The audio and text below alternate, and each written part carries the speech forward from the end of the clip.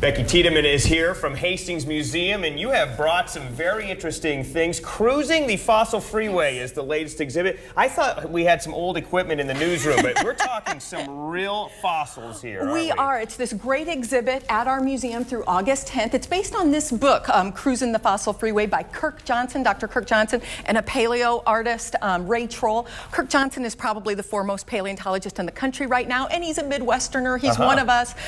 He's currently the director of the Smithsonian's National Museum of Natural History. Good gig. Just kind of the best gig. Just got in April, he was on national news, just got his own T-Rex. But we have some great fossils here for you.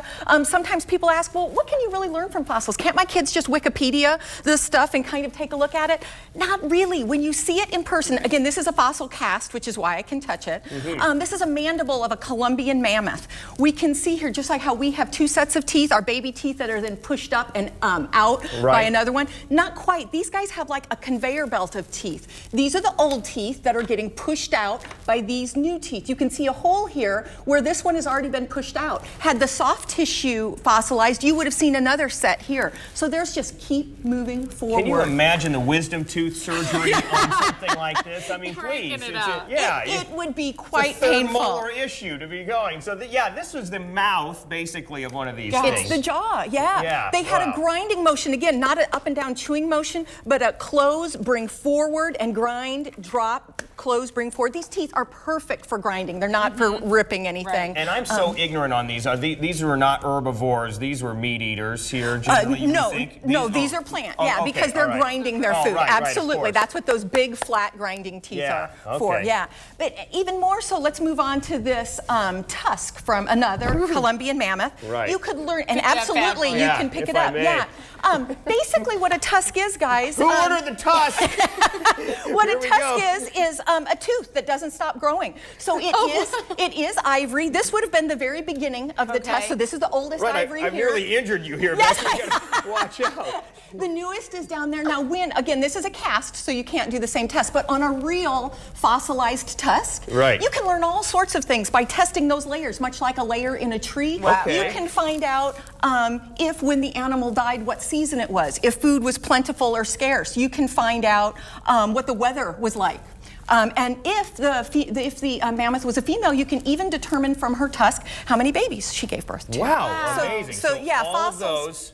Oh, they can teach us so much information. So, can you imagine this giant thing coming towards you, too? And it's and you wielding that so easily, let me impress upon people again that, of course, that's not a real one. That's a cast, which is like. And you know, when the kids come to our exhibit, since these are casts, if they want to hold one and have mom or dad take a picture, they're more than welcome. As you move through our exhibit, if it's got an acrylic case around, obviously it's a real fossil and we can't let you touch that. But these are for educational purposes, so absolutely you can. And we've got this big giant, what is this thing standing up here? This is a femur for a mammoth. It's that bone from your knee to your hip. Mammoths were colossal creatures. 10 tons could get up to 20,000 pounds. So then we can tell by the shape here that this was a back leg femur. So mammoths were capable of rearing up on their hind legs. So when that happened, each of these was supporting 10,000 pounds. Let's look at the size of this. Let's bring in our own mammoth here. I mean, let's see how Travis equals in on it. Just about there. Now, this was, of course, this was from the knee up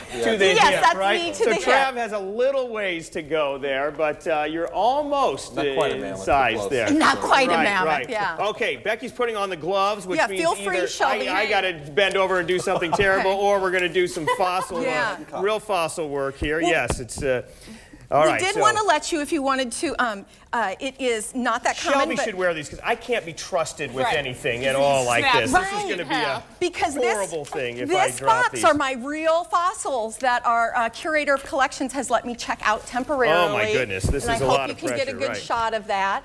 These are from the Pennsylvanian period. They're about 300 million years old. What can I tell you? Well, first of all, we selected some plant fossils. So many people think fossils are only originate from bones or from teeth, but they originate from other things too. These have originated from plants. You can also have what's called a trace fossil, which is something like a dinosaur footprint that then you pour and cast. But these are ferns, and this one's called a boxtail. It's a little bit of a spray pattern there, if you can see that. This one I think is beautiful. It's almost like those lovely botanical prints that you see in pottery barn. Yeah. But these different ferns were found in Kansas. They're part of our permanent collection. So what do they tell us? Why do we care, other than them being attractive to look at? Well, they tell us that much like Nebraska was covered in a Cretaceous sea, Kansas 300 million years ago was a very wet, swampy area, because we can match that to other And again, things. you said these are about 300 million years old. They are, yes. I can't get over that. Yeah. So all of these are part of the Cruisin' the Fossil Freeway. Yeah, I'm not touching them, Becky, though. Shelby can, but I do not want to be responsible for doing that at all.